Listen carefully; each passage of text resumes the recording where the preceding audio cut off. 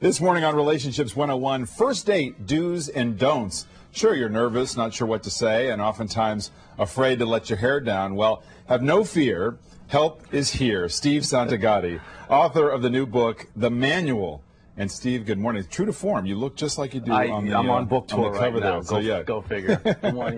Well, everybody knows a relationship starts with a first date. It's where you lay the groundwork for the days to come. But to get a second date, you kind of have to be a good first dater. So we found some single people who allowed us to fix them up on a blind date at the Monkey Bar here in New York. And as the cameras rolled, I watched.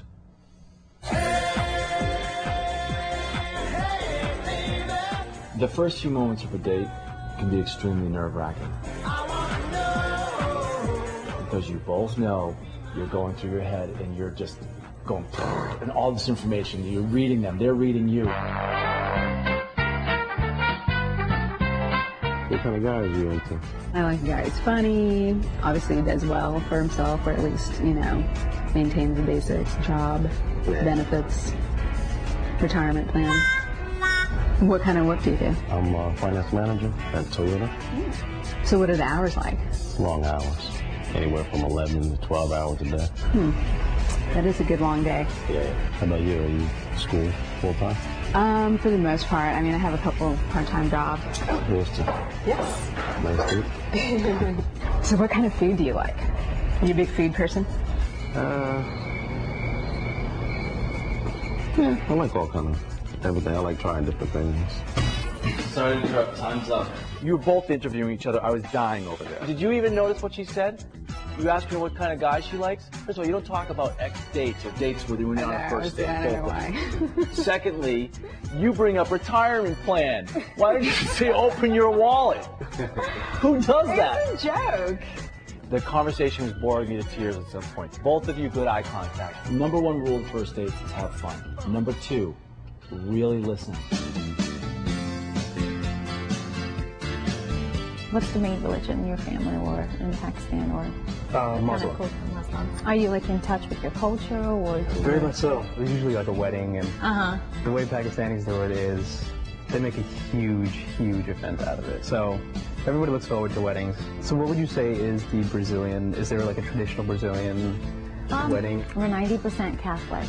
They're just humongous Catholic weddings. What about our first date? I know we're talking about marriage. Are you guys ready for some tough love? The religion thing you shouldn't bring up right away. At work, you guys got to be serious. You got to keep the game face on and all that stuff. But now you're on a date. You really keep it light. Be silly. Yeah, I just bought the shirt. I know it's like summery, but I was thinking about wearing, you know, the pink jacket. Don Johnson sort of has a wraparound on that, the whole 1983 thing. How about you when you were raised in the 80s? I wasn't born in the 80s. Do you do any sports? Anything fun in the summer? That's a loaded question. Tennis? Not really into tennis. Yeah. Do you like jazz? Do you like blues? I like live rock music. Yeah. Okay. What's your favorite band? I don't have favorite. If you were stuck on a deserted island, 1 year, 3 albums, what would you bring? What's your favorite place to visit? What's my favorite place? I told you, I don't have any favorites. What about you? I'm thinking Lincoln, Nebraska. I like Europe. I like Spain. I like your ring, by the way. Oh, thank you. Where did you get that? I don't remember. Time out, you guys.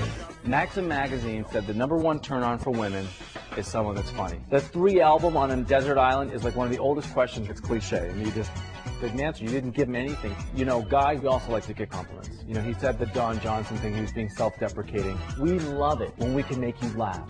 It makes us feel good. It makes us feel that you understand us. On one end, I'm laughing, and then there's another end that you're absolutely right about all the reserve part. And in this situation with these cameras, boom, that's what came out. You started giving him a little bit of sarcasm back. Well, yeah. And I was like, run with that, run with that, run with sarcastic, that. And I want you to have fun. This is a date. It's not work. All right, we should thank the 3 couples who were involved there. But see, great. the thing that strikes me is, all the interviewing. Just what are you doing? Because you want to connect. That's right. That's the only thing you want to do. And how do you connect? How do you find out what someone really is like? By their opinions on things. Take something out of the news, whether it be a celebrity thing or I don't know, some kind of news item. But how do you get beyond being that heavy in your conversation? Because you take the attention off yourself. Yeah. I want to listen to the other person. Once you leave the house and you look good and you feel good and you have the great clothes, forget about it. Just talk to them. How long should a first date last, ideally? I don't know, a couple nights. Right. That's assuming you connect. And now you should give yourself an out. You should have a beginning and an end, like an hour and an hour and a half. That way you always have someplace to go. Leave him or her wanting more. Right, and then unless things escalate, you guys really then you get a couple nights out of it, like I said. Okay, Steve Santagati, thank you very much. To read an excerpt from